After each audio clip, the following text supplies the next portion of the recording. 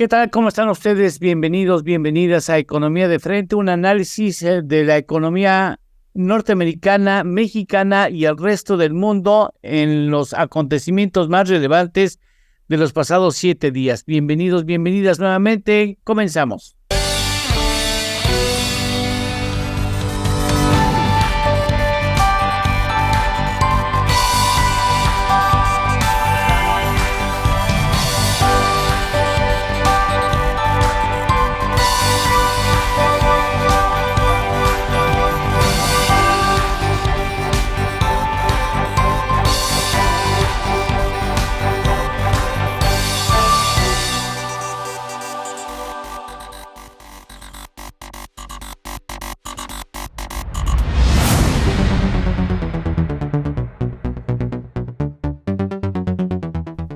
Caballeros, buen día. Ernesto Félix Santoscoy, ¿cómo estás? Carlos Alberto Martínez.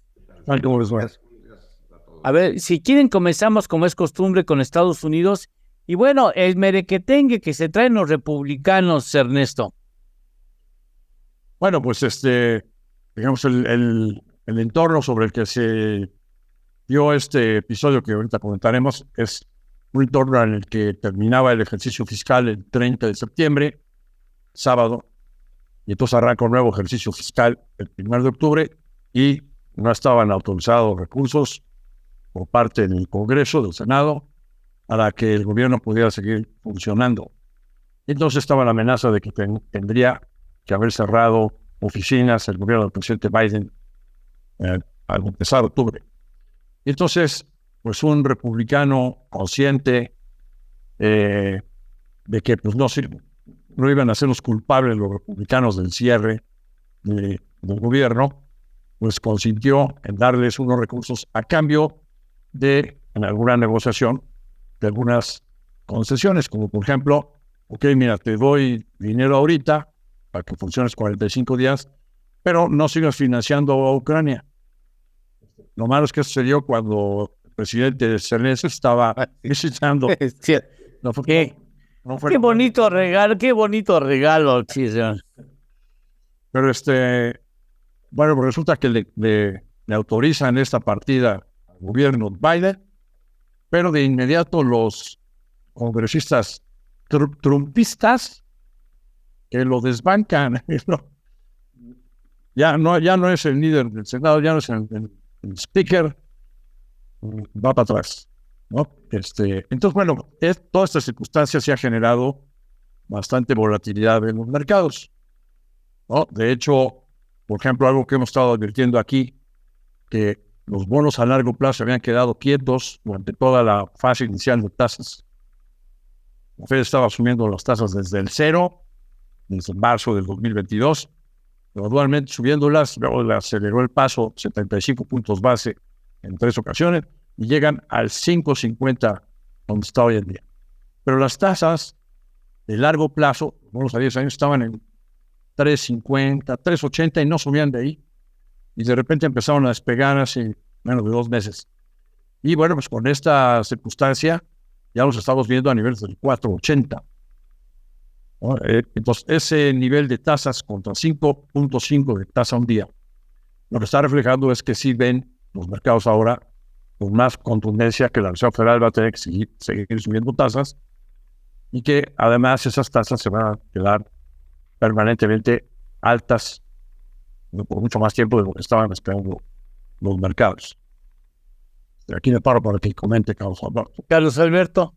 Sí, efectivamente, mira, lo del Congreso, sí se vio muy impresionante cómo lo quitaron en un día. No digo, pues es una cuestión interna de la votación entre ellos, pero sí el mensaje no se ve bien, porque pues sabemos que desde hace mucho tiempo el Congreso de Estados Unidos está prácticamente empatado. Obviamente no puede haber empate. Bueno, sí ha habido empate inclusive en algunas ocasiones. Precisamente el sistema norteamericano lo prevé, que cuando hay empate, por ejemplo en el Senado, que es la última instancia, es el vicepresidente, en este caso vicepresidenta, la que tendría un voto pues de calidad, pero sí ha pasado que ha estado 50-50. Así llevamos un rato y entonces unos le frenan al otros el gasto por un mecanismo de presión. Y eso es muy importante, además interesante, porque si bien nos tiene a todos en pues al filo de la navaja, todos preocupados, sí es cierto que es sano. Es sano que los recursos de cualquier índole, de cualquier tamaño, los de Estados Unidos son gigantescos, los de México, por ejemplo, son más pequeños, pero sí es importante que los congresos frenen y revisen más a detalle. Nosotros sabemos que los gobiernos no tienen pues llenadera, ¿no? O sea, la administración Biden es que avienta billones de golpe, o sea, no les manda resorteras o piedras a Ucrania, les avienta billones de pesos, tecnología, armamento, etcétera. Dólares. En dólares, sí, claro, billions de dólares, sí, claro, por supuesto. Pero de todas maneras, sí es muy alto. Bueno, entonces, en este sentido, creo que es sano que los congresos, pero sí en Estados Unidos ya llevan un tiempo que se van hasta el último, el último minuto, y eso hacia el exterior deja mal más que la parte financiera. La parte política, a lo mejor todos podemos entender que es el jaloneo normal, pero sí desde el punto de vista económico nos sacuden a todos, ya lo decía Ernesto, los mercados cómo se han inquietado ahora. Y bueno, pues así los estamos viendo, y me quedo más importante con el tema de la tasa que decía Ernesto de largo plazo, cómo está subiendo ya súbitamente, y esto sí ya nos puede poner a preocupar al resto del mundo, ¿no? Sí, ciertamente. Bueno, pues para que vean que en todos lados, en todos los países se cuecen habas, y bueno, finalmente ese es un asunto que ya nos preocupa y que nos ha causado ya una lesión, un raspón al peso mexicano, a la época dorada del superpeso mexicano.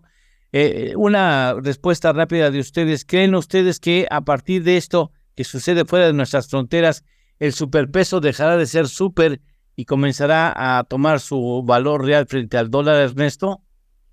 El peso realmente estaba muy sobrevaluado a niveles de 6.80, 6.70, 6.60 incluso que tocó. Ahora ya lo vimos en estos días, en esta madrugada a 18.07. Sí. ¿No? Ahorita está 17.80. Bueno, me parece que no es una tendencia alcista sostenida. O sea, me parece que vamos a estar viendo sub y bajas, pero sí quizás ya sea difícil verlo abajo de 17 de nueva cuenta por lo que estamos viendo. Simplemente estas tasas más altas de los bonos del Tesoro están reflejando una serie de cosas. Una de ellas es, oye, ante el déficit fiscal que está imponiendo el presidente Biden con sus programas de gasto fiscal, el de infraestructura, el de energías renovables y el de microchips, con los cuales el señor pretende pues que los demócratas tengan un ambiente más favorable para reelegirse o para ganar las elecciones presidenciales.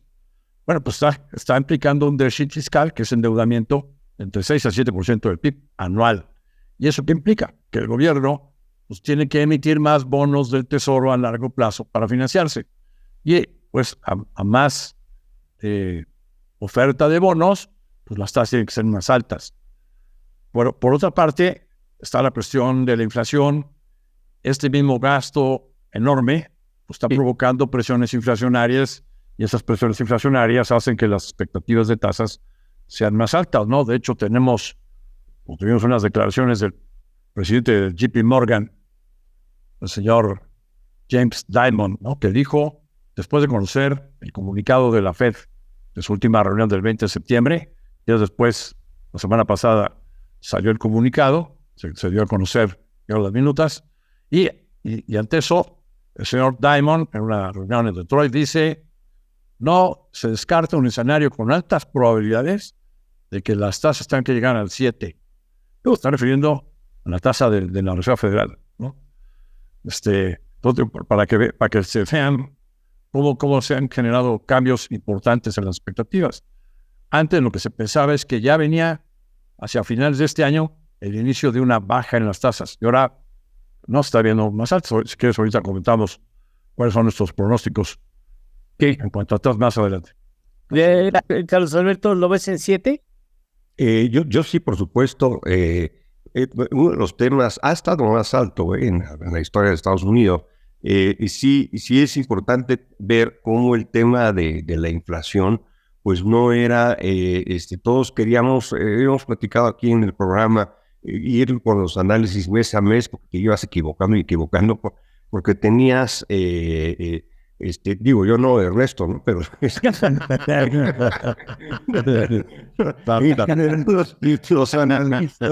en general los analistas, porque pues, obviamente había salido de mira, del 2008 la crisis esa, sigo insistiendo, pues es un costo gigantesco lo que eso ocurrió en los excesos en el crédito, los excesos del capital, mira, finalmente. Entonces, eso aparte apenas estaba medio tranquilizándose cuando viene la pandemia, luego viene la invasión a Ucrania, empieza la inflación, China desplomándose, y esta recomposición del mundo en estas dos grandes regiones, ¿no? El acercamiento de China con Rusia y la India, Estados Unidos pues ahí empujando a sus aliados europeos a aguantar el rigor. Ustedes aguanten, que están ahí en el centro local.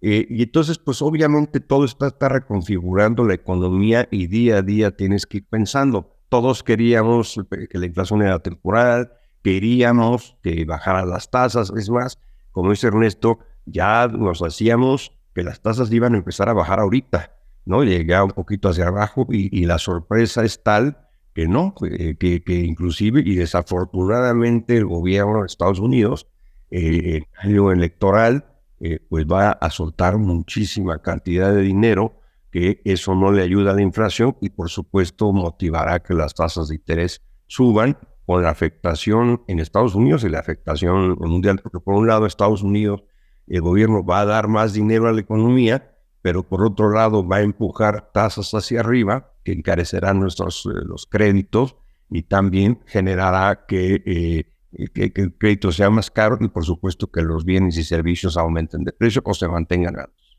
Si les parece bien, después de una pausa vamos a ver cuáles son los pronósticos que tiene Bursamétrica al respecto del posible comportamiento de las tasas de interés en el corto y mediano plazo, porque yo recuerdo que el Jerome Powell, quien es el presidente de la Fed, dijo claramente que una vez que llegara a su nivel máximo, bajaría hasta que hubiera evidencias de que el proceso inflacionario estaba dominado, cosa que lamentablemente ni siquiera han llegado al nivel de inflación que desea la Fed y mucho menos pensar en que va a bajar las tasas antes de que lleguen y mantengan un buen rato. Ernesto, ¿cuáles son los pronósticos de Bursamétrica? Bien. Digamos, hay quien está pensando que la Reserva Federal ya no tiene necesidad de incrementar su tasa, que este nivel de la tasa un día, el Fondo Federal sería la tasa terminal de este ciclo alcista de tasas, 5.50. Hay otros, quizás sea más amplio este segmento de analistas, que piensa que sí va a haber necesidad de un incremento adicional. Y la misma Reserva Federal en su comunicado advierte que es probable que haya otro incremento. Y ese lo están, digamos, fijando para el 1 de noviembre, que es la próxima reunión del Comité de Mercado Abierto de la Reserva Federal. Habemos otros que pensamos que adicionalmente al incremento que se tenga que hacer en noviembre, es muy probable que se tenga que hacer otro incremento en el primer trimestre del año entrante. ¿Y esto por qué? Bueno, precisamente porque el gasto exagerado electorero del presidente Biden sí está generando presiones inflacionarias adicionales. Se revisó el PIB al segundo trimestre, está creciendo al 2.1. Es probable que los crecimientos que veamos en el PIB al cuarto trimestre sean incluso superiores al 2%. Entonces, y la tasa de desempleo abajo del 4, 3.7 o 3.5, se está reflejando que la economía sigue en pleno empleo. Entonces, un gasto fiscal sumamente expansivo, con una OPEP que está restringiendo la oferta de petróleo y que ya llevó al WTI a $95 o al Brent a $100 por barril, pues todo eso hace que sí sea factible el que la tasa tenga que ser incrementada un cuarto de punto más, hasta el 6% en el primer trimestre. Realmente al 7% a mí me parece que sí sería ya muy exagerado. Pero, como dice Carlos Alberto, pues en todo este episodio, pues no hemos hecho más que equivocarnos todos. No sé. Pero el planeta completo, es decir, Sí. análisis, todo, y organismos internacionales Sí. están revisando al alza la economía de México y Estados Unidos a estas alturas, en fin, todo está siendo ahí un tema, porque efectivamente puede ser que estemos ante la reconfiguración de una nueva economía internacional, una nueva economía mundial, que probablemente resulte de todo esto, digamos, del 2008 al 2020, todo esto que pasó, son 12 años, sí nos pueden enseñar que vamos a estar viendo a lo mejor una economía completa. Por ejemplo, hablando del Estado, del gasto electoral de Biden, etcétera, pues sabíamos que el Estado pues estaba disminuyendo mucho, ¿no? A raíz de la caída del muro de Berlín, de 1989 al 2008, prácticamente había quien consideraba que los gobiernos pues tenían que tener un papel mínimo, lo cual yo sigo pensando, o más que nada el papel importante de los gobiernos es la seguridad. La seguridad pública es lo primeritito que tienen que hacer. Si de ahí lo logran, pues pueden decidir y hacer muchas cosas, ¿no?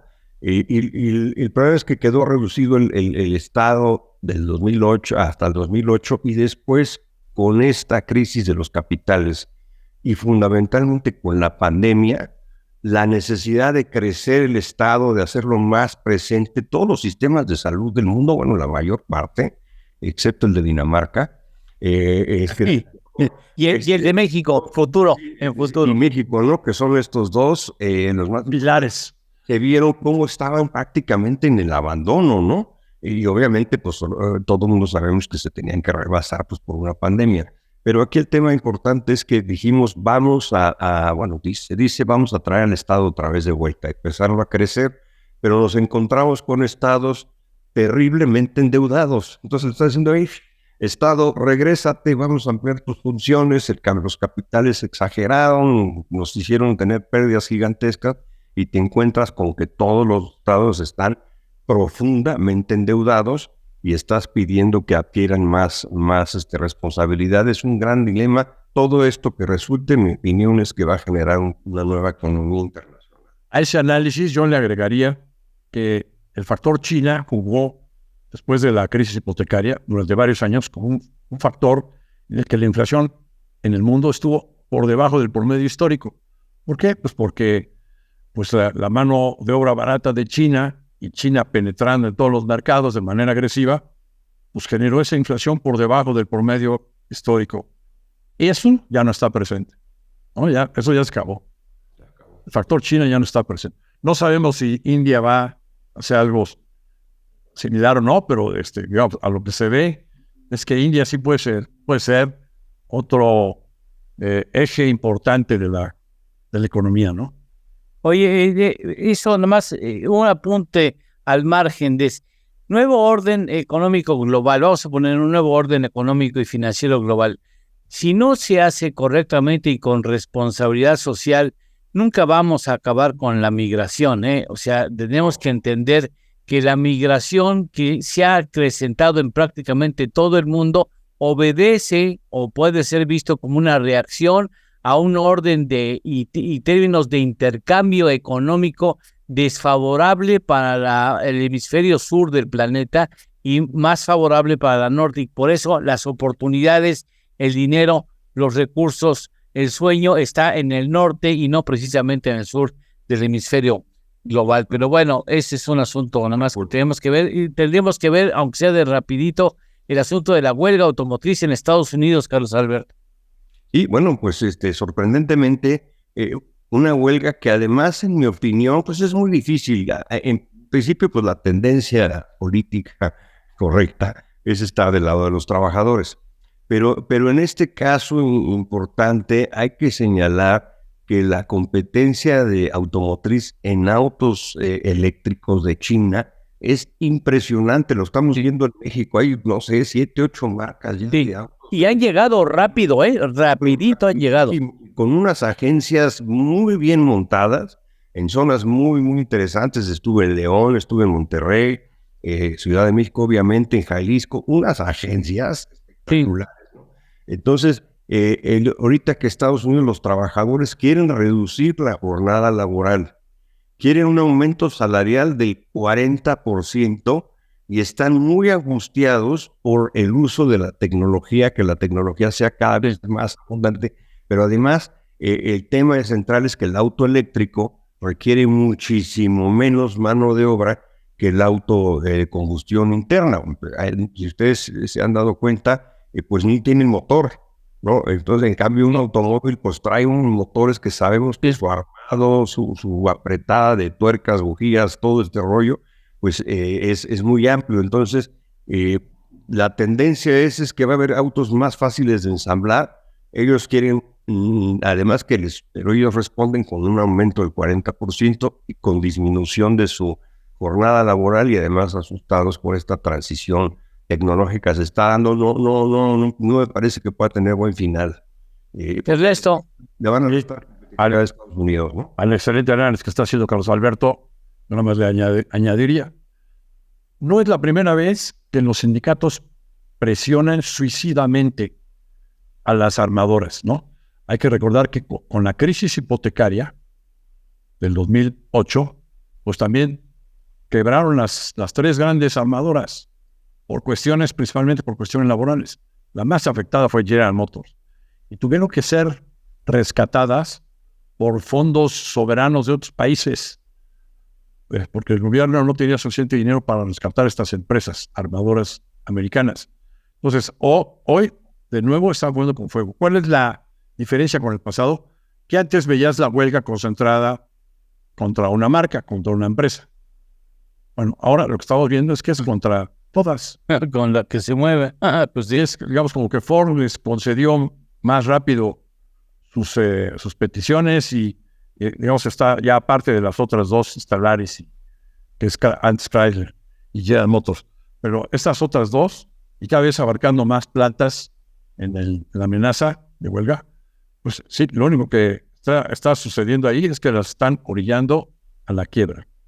Así. Y les doy un dato antes de irnos. Ajá. La exportación mexicana, o sea, desde México, exportación de autopartes a las plantas estadounidenses, ronda números gruesos, $130 mil millones. 130 mil millones de dólares. Y hoy estamos en riesgo de tener que parar nuestras plantas porque no hay a dónde enviar las partes. Y aquí no es algo que envías más de lo necesario por si las moscas, o sea, el inventario es muy reducido y muy ajustado a lo que tendría como necesidad la planta estadounidense. Aquí el efecto sería que las empresas, las plantas armadoras podrían mandar más producto terminado, automóviles, a Estados Unidos, si es que allá se prolongan las huelgas. Pero nuestra industria de autopartes, pues no tendría, como bien dices, a dónde mandar sus productos de exportación, porque no se los van a recibir. Entonces tienes un efecto ambivalente, pero al final, el grueso, ya si vemos, digamos, cómo está conformada nuestra industria, perderíamos más que ganaríamos. Sí, el grueso de toda la industria automotriz. Caballeros, muchas gracias. Hemos terminado el programa. Un placer, como siempre, estar con ustedes y escuchar el análisis en materia económica de lo que sucede en Estados Unidos, México y el mundo. Muchas gracias, Carlos Alberto. Gracias, Eduardo, Ernesto. Gracias, Ernesto. No, que estén bien. Y nosotros hasta la próxima semana con muchísimo gusto. Gracias. Gracias.